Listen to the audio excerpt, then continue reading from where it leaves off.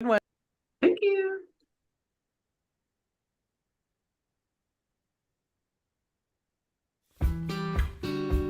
If you were able to walk into a room, confident that you would be well received, seen, heard, and appreciated by others, and all it took was a few changes in how you navigate your everyday relationships, would you be willing to make those changes? It is possible to be both fully authentic and to experience the best relationships of your life.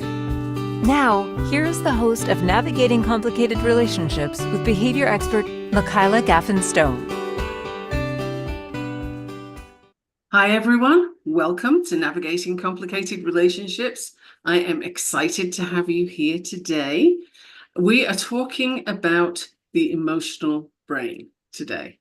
So I'm going to leap into that in a moment. But first of all, why are you even listening to me? Because I'm a human behavior expert, and part of what I look at is the emotional brain. Did you know that that is where our greatest assets are, but also our greatest limitations? And everything depends on, well, so many factors that we're going to discuss today. But if you're in a constant state of distress, I can tell you now that we're going to have to work on that and change some things so that you can actually break out of that loop of doom and get into living your life, not just existing. So today I'm going to discuss emotional intelligence, emotional regulation techniques, and strategies for managing stress and anxiety. Because if you are full of stress and anxiety, you're not getting anything done. That's just, it's not your fault. It's your problem. It's your responsibility to do what you can to change that. And, if you're in a victim mentality of everything happens to you, then you're going to find that to be really difficult to change because you're not accepting that you could do something and you're just stuck in blaming somebody or something else for where you are. So looking at the emotional brain, we're going to see where you're stuck, where you can open things up. And we all have things. That's what's being human, right? I mean, if you're alive today, the chances are pretty solid that you experience stress and anxiety on an ongoing basis. There's a fallout from that. This constant state of distress takes a toll individually, in your relationships, and it also impacts your longevity.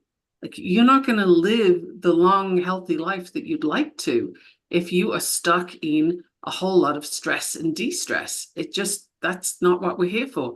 You're producing hormones that are cortisol, adrenaline, and it can be too much insulin as well. And we can get into that another time. But you're producing these hormones that tell your body to be ready to run from the saber-toothed tiger, to fight with the mammoth, to do whatever you need to do to survive. And none of that is helping you to create new things in your life. So let's look today with the lens of self-care before you ever need healthcare. And if you're already in the position of needing healthcare, then let's see where we can sort of reduce that need and get you into a space of being the healthiest you can be, whatever that looks like. And I mean mentally healthy, physically healthy, because it's all connected, right? So once again, I'm your host, Michaela Gaffen-Stone, and I'm a board-certified behavior analyst. I'm also a nutrition coach and a whole host of other things. I'm always studying and I'm always researching. So this is something I love to do, and I have the information, so you don't have to do that research if you don't want to. If you do want to, let me know and I'll send you some articles. I'll start sending you in all kinds of directions. So be very careful what you wish for. So today we're going to look at where your emotional pain comes from and where you can trade that pain for gain. So stay tuned and you'll see what I mean. I will have some very practical things for you to do, and you can discover for yourself where you can improve your lot in life, where you can just enjoy things more and stress less. Don't we all want that? So let's do a definition. Emotional intelligence. It's your ability to recognize, understand, and manage your own emotions, as well as the ability to recognize, understand, and influence the emotions of others. So isn't that interesting? it's not just about you, but it's also about how you can impact other people. I mean, we know, right? I'm going to make an assumption here, but I think we know that if you tell someone, hey, I love the way your hair looks today, or boy, you're glowing, you look amazing, then that is going to light that person up. You're going to really improve their emotional outlook. They're going to be feeling better about themselves. And it's such a simple thing to do. So let me just run through that definition one more time. And if you want to make notes, feel free. If you don't, just roll with it. We'll get things explained later. So emotional intelligence, it's the ability to recognize, understand, and manage your own emotions. That's part A, if you will. You recognize, understand, and manage your own emotions. It's also the ability to recognize, understand, and influence the emotions of others. Like I just said, if you tell somebody how amazing they look today or how thrilled you are to see them, seeing them has lit up your day, they feel better about themselves. You have influenced their emotions, right? That's what I mean. It's not a manipulative thing per se, but it's something to be aware of. Because also, if you're the kind of person who is stressed out, you go to the store, the person behind the counter is a little bit slow with what they're doing, or they make a mistake, or the machine breaks down, or whatever. There's lots of scenarios there.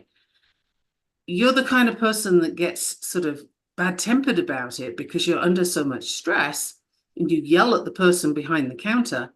Well, chances are you've just really ruined their day, and it doesn't sound like it was going well already. And now they're carrying this extra load of everything you're yelling at them, right? And it's really hard to say, well, let's just ignore that and let it wash off. We know it doesn't, right? Come on, if somebody yells at you, it's going to bother you for the day. So being aware and understanding that how you are with other people will affect their emotions is, I think, a very important thing to understand. In this day and age, we spend less time thinking about these things and more time reacting. I mean, the amount of yelling you see sort of on social media from people to people, and people don't discuss stuff anymore. They yell about it. If you don't agree with me, I'm going to yell at you until you do. It doesn't work, but people aren't stopping to use their emotional brain. They're not using emotional intelligence and saying, well, maybe this is not the way to approach another human being. Yelling at them is not going to change anything. It's certainly not for the better, right? You're just going to bring their emotions down.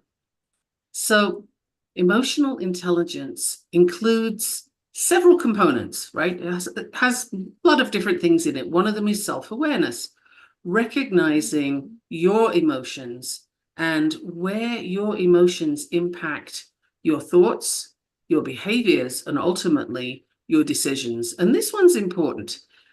When there's an event that happens, it is just an event. It's neutral until you have a thought about that event, and you will make that thing mean something. So say you get fired from your job. Let's throw that one out there. Well, that's a pretty neutral event, actually. It might not be to you, but that's because you're having a thought about it. And when you think, oh no, how am I going to pay my rent? How am I going to do this? What am I going to do? Where will I get another job from? Panic, panic, panic. Those thoughts will give you the emotions of anxiety and panic, right? And then you behave from that place. So you can't make good decisions when you've got all these anxiety hormones running around and you're freaking out over something. So your behaviors reflect those decisions, and they're not helping you. You might go for the bottle of wine because you're just feeling so fed up that you got fired.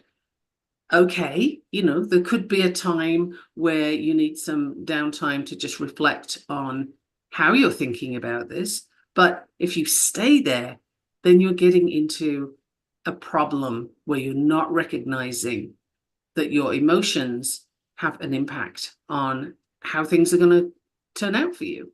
So if you want to improve your situation, recognize those emotions, allow them to be, but then let them go. If you stay in that circle of doom, you just cannot do anything good from that place. Nobody can, right? The ingredients aren't there. Self-regulation is another part of emotional intelligence, and it's managing and controlling your emotions, your impulses, and your reactions in various situations. Now that's okay, managing your emotions. Typically, when I say that, a person responds with, "You mean I just have to stuff it down?" Or something along those lines. Absolutely not. No, that's one of the worst things you can do, because when you stuff your emotions down, they just wait for an opportunity and then they're right back up again. They don't go away.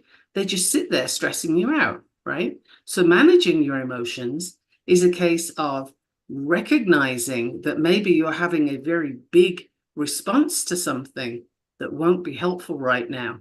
So you can feel that response, but then take a pause before you react, right? That's, instead of reacting, you respond. That means you're in control of how you interact with that situation using those emotions. If you just react, you're probably yelling at somebody. It's like that.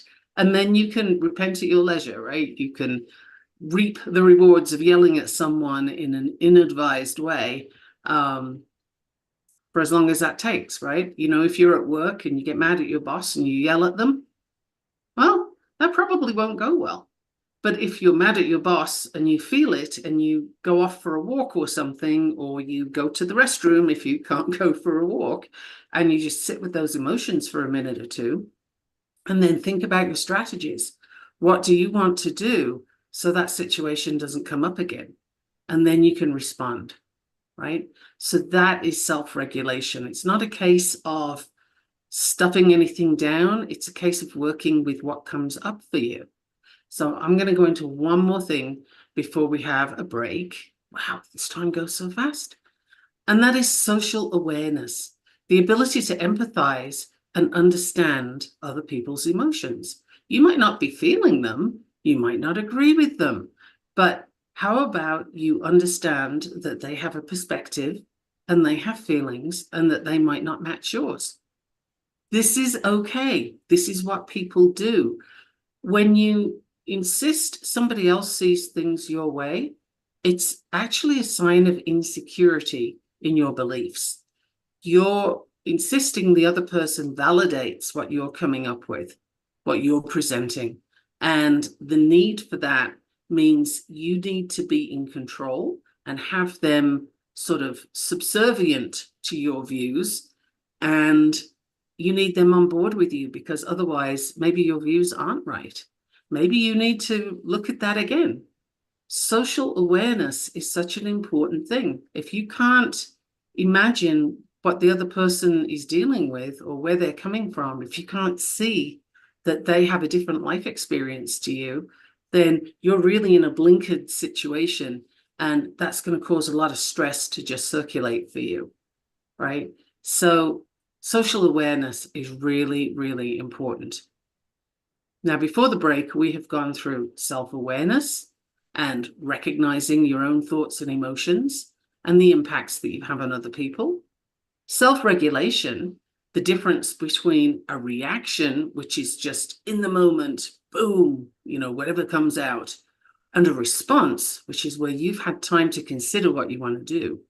And then social awareness, which is empathizing with others, understanding their emotions, and understanding that they have them and they're not yours, and their perspectives and their feelings, right? That is a lot, and yet we have so much more to cover. So I would love for you to hang around, don't go away, make some notes if you need to, or just listen to the podcast again. That would be cool. You are listening to Michaela Gaffen Stone here on the Inspired Choices Network, and this show is Navigating Complicated Relationships. We're going off on a break. Don't go away. What if your relationships could be a source of delight instead of a source of struggle? In a world where human interactions are anything but straightforward, tuning in to Navigating Complicated Relationships with behavior expert Michaela Gaffen will offer you insights, tools, and a whole new level of understanding for you to use right now. Listen for Navigating Complicated Relationships with Michaela Gaffen Wednesdays at 12 p.m. Eastern, 11 a.m. Central, 10 a.m. Mountain, 9 a.m. Pacific on InspiredChoicesNetwork.com.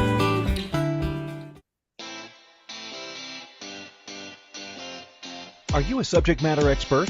Are you here to share your expertise with an audience waiting to hear from you in only the way you can deliver? Are you ready to have your voice amplified across the airwaves? Inspired Choices Network has a global radio platform streaming to millions of people across the world. Professionally produced and supported by an accomplished team every step of the way, you can broadcast from anywhere in the world, knowing your voice matters, and we ensure it is delivered with ease and efficiency. Eager to hear your message, the world awaits. Contact us today to become an Inspired Choices Network radio host.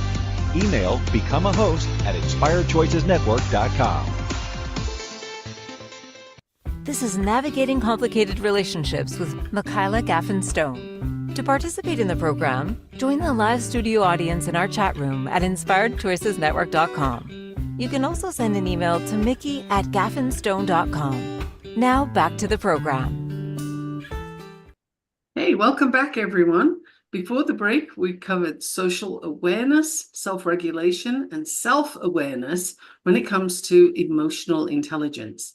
And this is all to do with the emotional brain and how you can work with it to improve your life, to improve your daily interactions.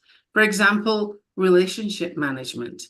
Building and maintaining healthy relationships is key. We're social animals. That's what people are. And in order to do this, you need to communicate effectively, resolve conflicts. Don't just walk away. Don't just go silent or get mad until the other person apologizes, even if they didn't do anything. All of those things are very child-oriented coping mechanisms. I don't mean it's good for a child. I mean, you learned it as a child. And so we need to unlearn that and find ways to stand your ground and resolve a conflict. This is usually with curiosity. If you're curious about the other person's perspective, and maybe you're making some assumptions here, be curious about that. Is that something that you can ask the other person for clarity? Communicating effectively is going to help those relationships. And you need good relationships in your life. That's a no-brainer, but I'm throwing it out there because that is part of your emotional brain, right? So when you have better relationships, you're also going to be improving those social skills that kind of come together. And that gives you the opportunity to build more satisfying relationships, whether that's at work, with your friends, at home, with your kids. It all interacts. It's all part of fostering a positive environment where you can thrive and the people around you thrive. Emotional intelligence is also linked to having lower levels of stress, anxiety, depression, and building resilience and coping skills. That makes sense, does it not? I mean, you can see how if you're responding rather than reacting, you're taking time to understand the other person's perspective, then you're out of your own head and into a space of curiosity about the people around you. You can't be sort of deeply stressed and anxious about things if you're curious, not if you're really, really curious, because that takes precedence. Learning something will take precedence. So being curious, if you learn one thing today, if you try one thing today, please make that be curiosity about the people around you. Take some time to self-reflect. This isn't indulgent. It's not, all about me and nobody else kind of thing. That's not what I mean. It's more understand where you're coming from so that you know what your triggers are. When you feel your emotions rising, be curious about that. What's that linked to? Chances are it's not the current event. It might be a pattern of behavior. whenever this happens, these emotions trigger. If that's the case for you, then it depends on what's happening, but you might want a coach or you might want a therapist. What I would suggest is that you do the work to figure that out. Know where your triggers are, know what the emotions are that come up for you, and the patterns of behavior that don't serve you. Because we have the conscious brain, which is what you're listening to me with right now. You're sort of making sense of what I say, hopefully, and hopefully that does make sense. And you have the subconscious brain. The subconscious brain is your autopilot. It's the thing that helps you to drive from A to B without thinking about every turn you take. It's the thing that gives you your habits. That's where your habits live. These are automatic behaviors. So when you have automatic behaviors, patterns of them that are problematic for you, they're not helping you move forward, they keep you stuck, or worse, take you backwards, then this is something that you can become conscious of and make a decision to change. And that's one of the things I'd like to offer you today, is a way to change your habits, the ones that you aren't enjoying for something that you are enjoying. The first part of changing a habit is to decide, what are you doing that doesn't work and what do you want to replace it with? That might sound like a no-brainer, but really the thing that replaces the habit that's not working for you needs to make sense. So if your idea is, I eat too many pastries, therefore I'm going to drink more water, that's kind of sort of related, but not really. It's not going to connect, and you're not going to get an automatic behavior from that. You're not going to develop a new habit. It just doesn't make enough sense. But if you're wanting to drink more water and you're already a coffee drinker, for example, no problem. You can put your bottle, your pitcher, whatever it is you have that you drink water from, next to your coffee pot to remind you, so that the new habit of drinking more water can piggyback off an existing habit, which is drinking coffee, right? I'm not telling you to take anything away, but over time, as you're drinking more water, you get used to that habit. You can now decide, does coffee give you palpitations? Does it keep you awake at night? Is it causing you to feel more stressed and anxious? Because it is a stimulant, right? So if that's happening for you, then you might want to start replacing the coffee with the water that you've already added in. See how that works? So you start with building a new habit on an existing one, and then decide, do you want to take the existing one away? There's a lot of ways to do this, and you can pepper these things throughout your day. It doesn't have to be one habit at a time if they make sense and if they're linked to something that's already anchored, that you already do in your subconscious. So that's a lot of information about habits, and I hope that wasn't too much. But essentially, habits can be replaced with more functional things. It's up to you to decide, what do you want to do? What do you want to stop doing? What do you want to add to what you do? All of these things will help. If you do them in a way that serves you, it will help your emotional intelligence. It will help your emotional brain to be in a better space to make decisions from.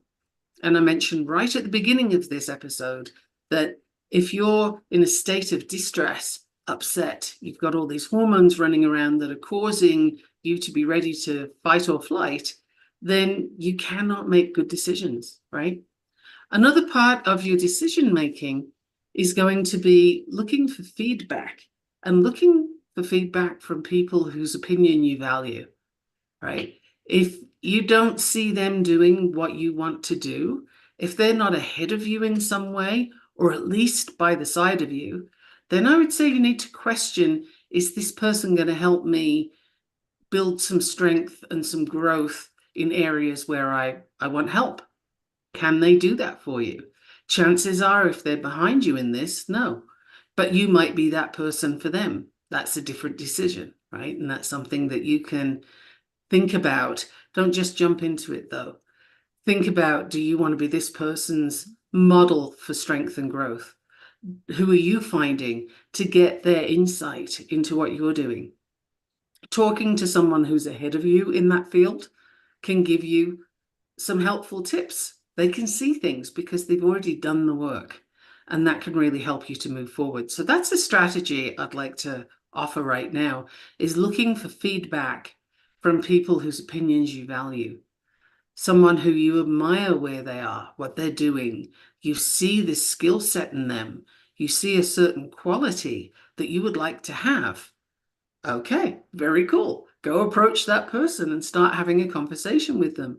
Spend some time with them, because the people you spend your time with, you keep company with, they are going to affect how you show up. They're going to affect your emotions, and you're going to take their perspectives on board, whether or not you do it intentionally. Over time, that's just what we do. That's how human beings operate. So choose your environment, the people around you, mindfully, right? Spend more time with the people who inspire you, less time, or ideally no time, with the people who pull you down. That's how we progress as human beings. That's how things improve for us. If you feel that you don't have empathy, for example, in part of this emotional intelligence piece, and there are people out there that did not develop empathy as children, they just weren't in that environment, then use some perspective taking exercises.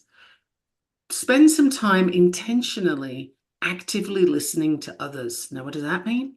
It means you hear what they say, yes, but you're also listening for the context, the subtext. What are they saying as well? Not just the words, but how they're delivering that to you. What is the overall message? If you are listening just to reply, yeah, hurry up. Now, my turn, I want to say something. Then you did not hear that person. You cannot actively listen and be planning your reply at the same time. So it means slowing down communication, but it's worth working on that so that you actually get the benefit of talking to the other person and hearing them. You might find something that is a key to making things better for them, for you, for both of you. An example would be a client I was listening to the other day, and she was talking about chocolate. And, we're doing a food program together, a food freedom program. And she mentioned that chocolate's very important to her. So we had a conversation, and I just wanted her to talk. Tell me about chocolate. Where did it come into your life? Why is it so important? And what was really interesting to me was a certain word popped out. She said the word deprivation. Ha! Now that was interesting. So I explored that with her some more. And we uncovered a whole childhood story about chocolate and how she couldn't have any. And now, as an adult, chocolate is the sign to her that she's no longer deprived. It's the sign to her that she's doing well. Now, that is an emotional connection with food, and it has nothing to do with the conscious brain until you make it conscious. And then once you know, oh, this is a thing, this is going on, now you can decide how to change that if you want to change that. But if I wasn't listening, if I wasn't actively listening to what she said, that word could have just sailed off into the distance, and we'd still be talking about, well, can you eat better quality chocolate? The thing is, the quality wasn't the point. The control that chocolate had over my client was the point. And now that she can see where the issue comes in, she can choose. Do you want to have that chocolate or not? It's such a difference. When chocolate chooses you, you have no control. And that's emotional eating. When you're making a conscious choice, knowing what it represents and choosing not to let it do that to you, then you've made a big breakthrough. You see how the difference actually was emotional, in the emotional eating was active listening. That was the whole start to that journey. Isn't that wild? And we are here at another break. I have lots more for you after the break. I think I'm going to have to talk to Christine about making these double sessions or something. I could keep talking. Could you keep listening? You're listening to Navigating Complicated Relationships, and I will see you in just a moment. Don't go away. What if your relationships could be a source of delight instead of a source of struggle? In a world where human interactions are anything but straightforward, tuning in to Navigating Complicated Relationships with behavior expert Michaela Gaffen will offer you insights, tools, and a whole new level of understanding for you to use right now. Listen for Navigating Complicated Relationships with Michaela Gaffen Wednesdays at 12 p.m. Eastern, 11 a.m. Central, 10 a.m. Mountain, 9 a.m. Pacific on InspiredChoicesNetwork.com.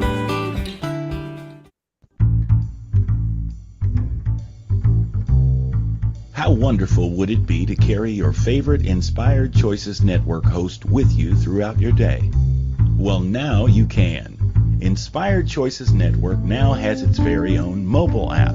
Our free app offers live streaming shows along with thousands of podcasts and TV episodes. Our shows cover a wide variety of topics. Whether you're waking up with us, carrying us through the day, and taking us to bed with you, we're always here for you to enjoy. We're easy to find. Just search for Inspired Choices Network in the Apple App Store or Google Play Store. This is Navigating Complicated Relationships with Michaela Gaffen. To participate in the program, join the live studio audience in our chat room at InspiredChoicesNetwork.com. You can also send an email to mickey@gaffenstone.com. Now back to the program.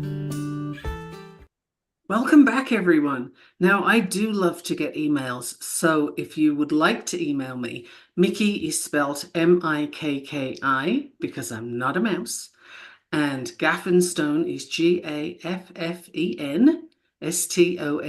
So Mickey@gaffenstone.com.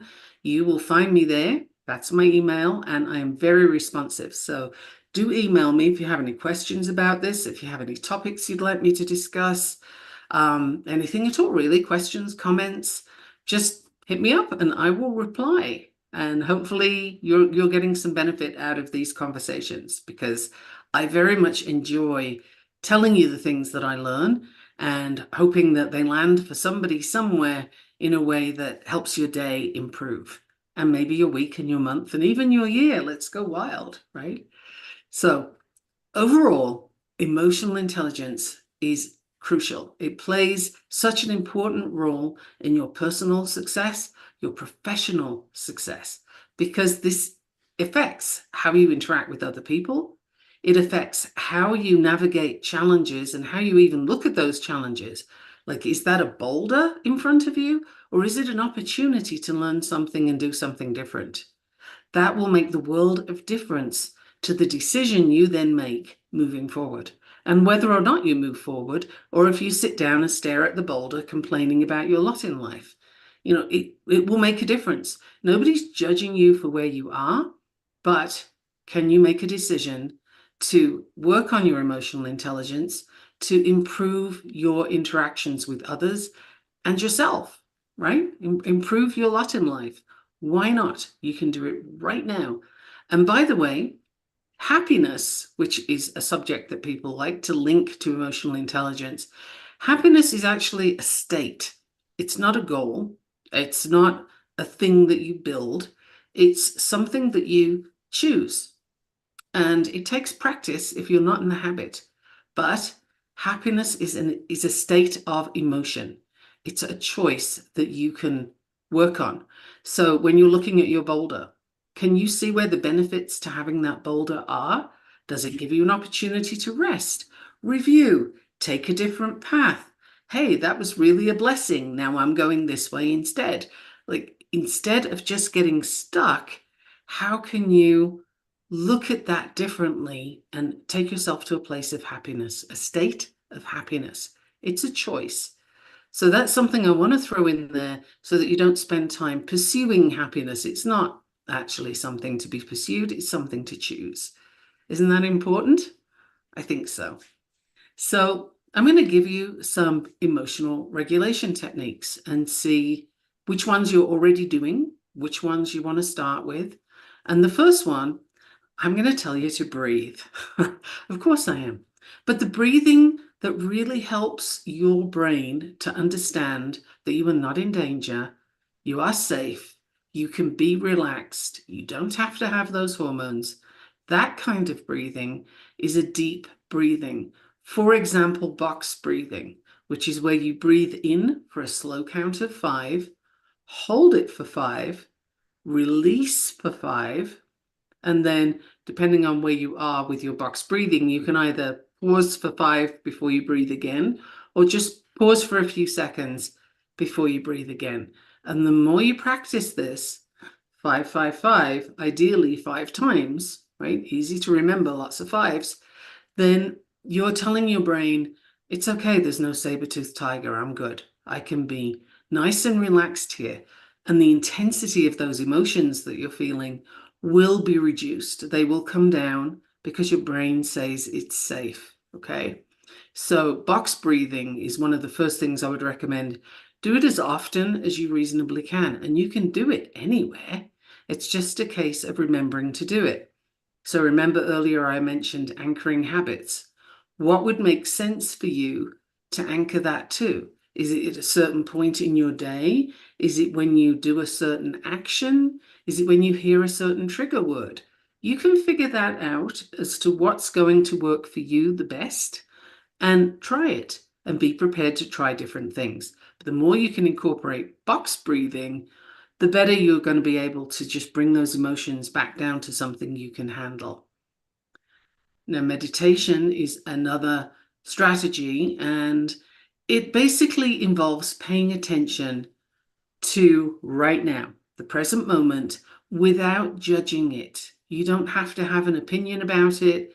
You don't need to make it a good thing or a bad thing. You don't need to make it anything. Just awareness of where you are right now.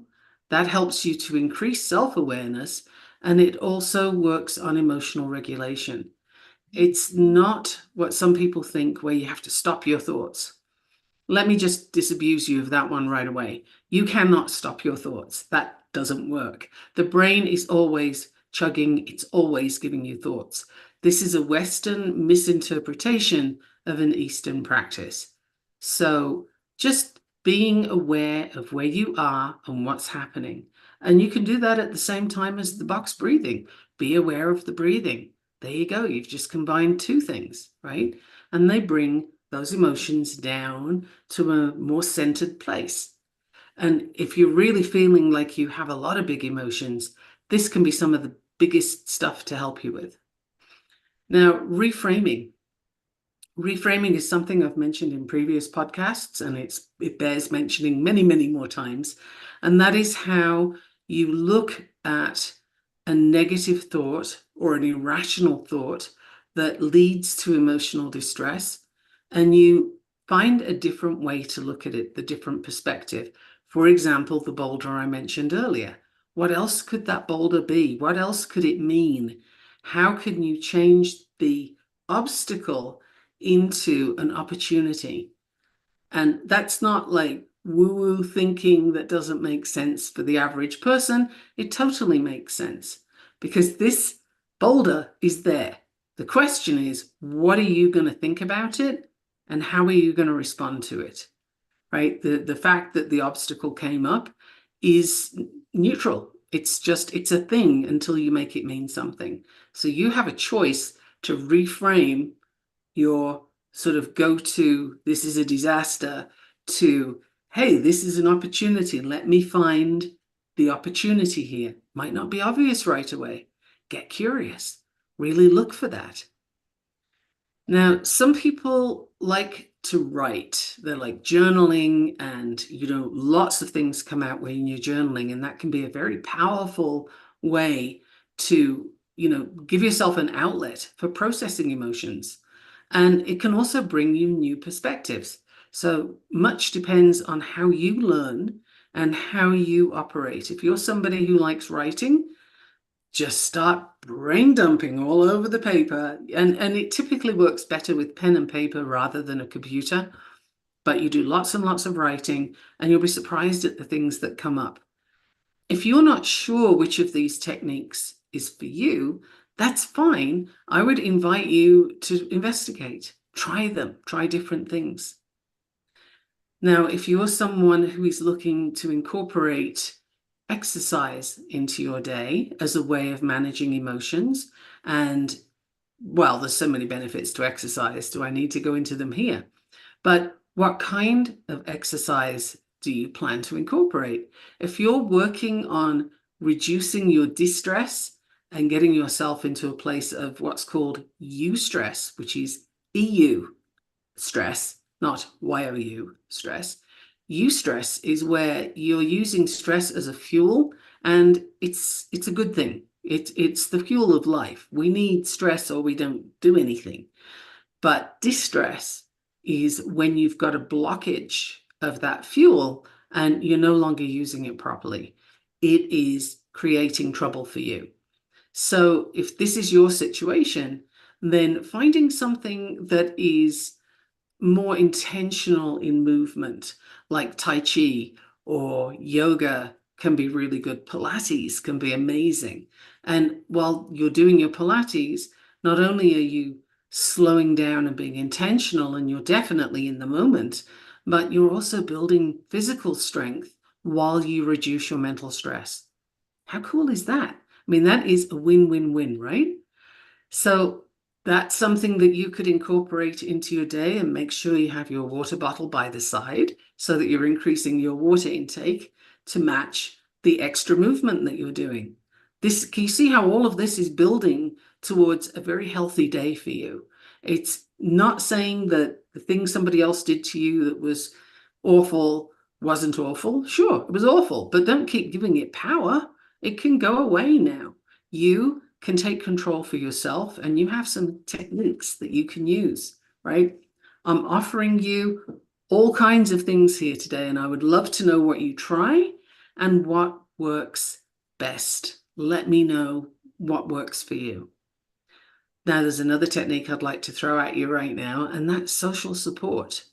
We are social animals, as I mentioned earlier. So looking for support from friends, family, or your coach, that can help you to sort of feel heard, seen and heard. Human beings really need to be seen and heard. And some of our biggest distress comes from feeling ignored or discounted or minimized in some way, right? That is one of the worst ways that you can interact with a person, is to have them feel like they're not important, that they're not seen and they're not heard. So make sure that you have people in your environment that do see you, do hear you, and can provide validation if that's what you need, perspective if that's what you need. Talk to them and tell them what you want. One of my sons has a great way of addressing this with his close friends, which is, when something's bothering you, tell me, do you want to vent? Do you want validation? Do you want a solution? What do you want from me? And I will work on that. And I think that's the most brilliant thing I've heard when it comes to establishing how a relationship's going to work. Because sometimes a person's venting and you ride over the top of them with a solution. Way to make that person feel unheard, right? And minimized. It's not intentional, but it's what happens. So taking a pause and just, ask that person what they need, but also tell people around you what you need. That can really help you to, again, get your emotions into a space where you can look at them with more clarity and less distress, right? And then you can make better decisions. So those are a lot of strategies that I've been giving you there. Let's just have a quick look before we go to yet another break. But you have mindfulness, you have, awareness of the current moment. That's what that means. Then you've got deep breathing, box breathing, 5 in, hold for 5, out for 5, pause for 5, breathe again, do it 5 times. You've got reframing, looking at the negative thing and making it mean something else. You have that choice.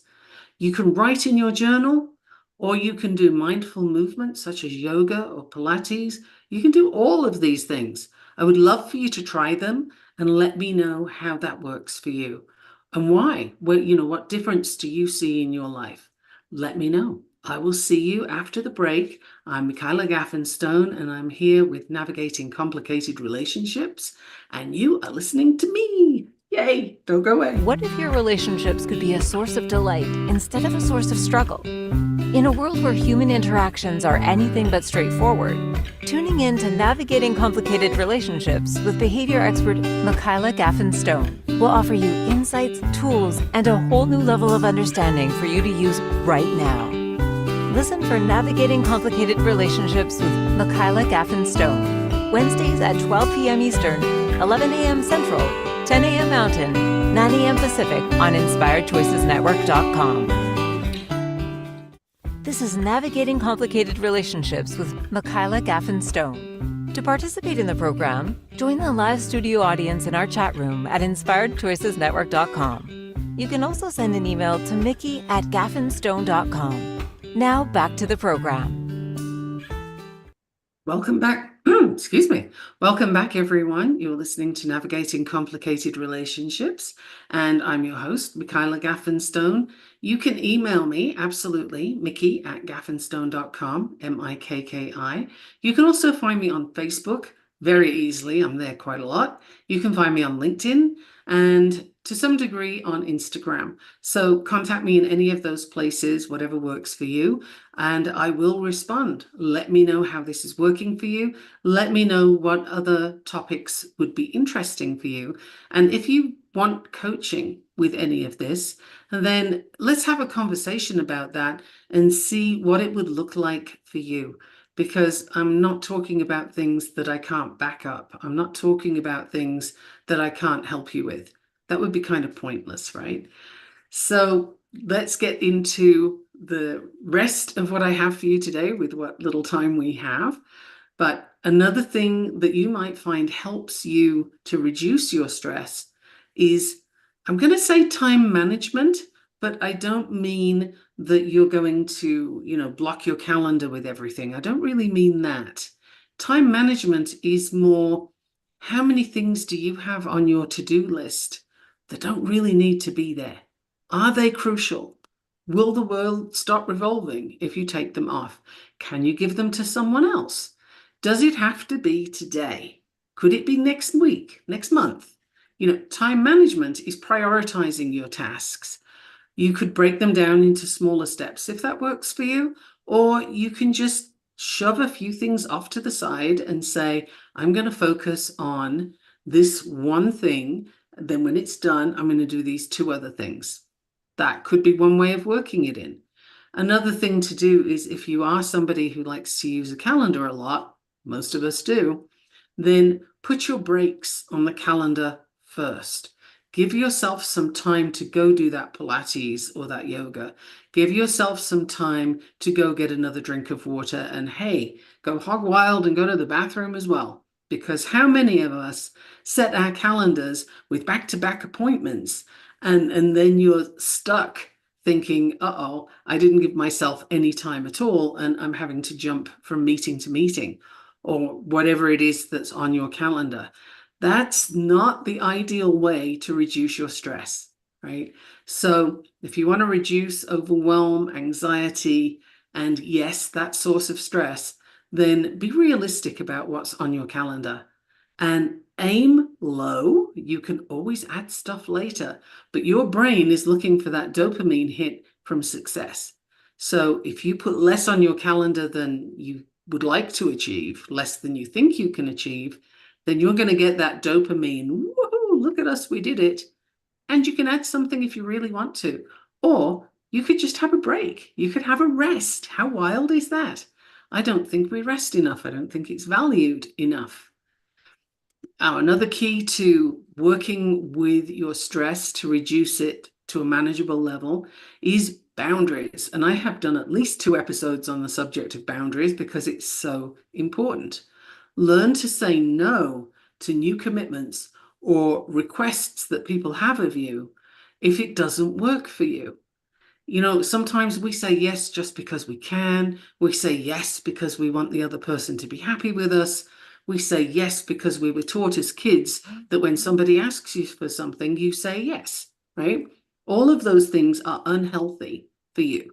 You're taking on things that it might benefit the other person, but you've at what expense to you? Now you've piled up things on your list and you're feeling this overwhelm. So setting boundaries is huge. Take the time to practice the relaxation techniques that we mentioned earlier. The things like mindfulness in the moment or visualization. Where do you envisage yourself in a year's time? And then in 9 months, 6 months, bring it back, but make sure that your vision for a year's time is amazing. It gives your brain all kinds of beautiful pictures to look at and all kinds of good feelings to go with it. Or you could listen to an app that gives you guided imagery. There's so many possibilities here.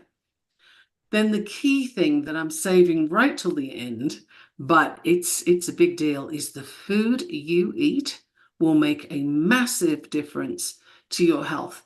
If you're eating ultra processed food products, and processed food products, and basically the more chemical it is and the less recognizable it is as something that occurs in nature, the more processed it likely is, then your body does not know what to do with this. It stresses your body to have this stuff coming into it. And so it has to store what is basically toxins somewhere in your body, usually in fat or in your liver. And this builds chronic inflammation, which makes you feel less well, less able to make good decisions, less able to deal with your day. And sometimes we don't realize how lousy we feel until we stop feeling lousy. I have a pathway for you to get to that place where you feel amazing. And it's through food and it's through nutritional psychology, figuring out where your emotional connections are to certain foods and behavior patterns. And there's a whole process. It takes 13 weeks to get you from where you are to this incredible place of knowledge and understanding. And from there, you go on for an entire lifestyle, because once you've learned these things, you don't want to forget them. It's not a case of somebody telling you you can't. You don't want to because you feel so much better. And I don't typically talk about my weight or what have you, but we are right now in week 11 of a current program, week 11 of 13. And I've been doing the program with my clients. That's just, I like to do that. Then I can sort of experience what they're experiencing. It's kind of the ultimate empathy, right? And I wasn't focused on weight. I was focused on health. I was focused on dealing with some food allergies I have. But as a wonderful result, I've lost 20 pounds. I have reduced 20 pounds, and I'm sure I'll keep going on that because I have more to go. Isn't that wild? No stress, no deprivation, no, you can't have this, this is a bad food, none of that. It's all about learning. Isn't that wild? It's not a diet. It's a whole process of learning. So if you're interested, send me an email and I'll let you know all about it. Now, next week, we're moving topic entirely, and we're talking about epic magic and wild places. You say, what? This is with my very special guest, Katie Cross, who is an author extraordinaire, and you are going to hear some incredible things from her. But I think we all need room in our lives for some epic magic and some wild places, right? That can be another place where you can de-stress, is reading your books. Find something that works for you. I like fantasy. I like dragons. What works for you? Add that to your list. You have so many things that you can select from. And like I said, if you feel really keen, try them all. But don't sort of judge yourself on things that don't work. Just pay attention to, oh, hey, that wasn't really great for me, but this was. Good, you just learned something. Isn't that cool? Write it down. Pay attention to how things are coming up for you and where your emotions come up. Really pay attention to these things. Make notes, because guess what? If you don't write it down, you're going to forget it. do email me, mickey@gaffenstone.com, and let me know how this landed for you today. Let me know what you'd like another time. See you soon. Thank you for listening to the Navigating Complicated Relationships show. Michaela returns Wednesdays at 12 p.m. Eastern, 11 a.m. Central, 10 a.m. Mountain, 9 a.m. Pacific on InspiredChoicesNetwork.com. Until then, remember every relationship is a journey, and with the right tools, you can create stronger,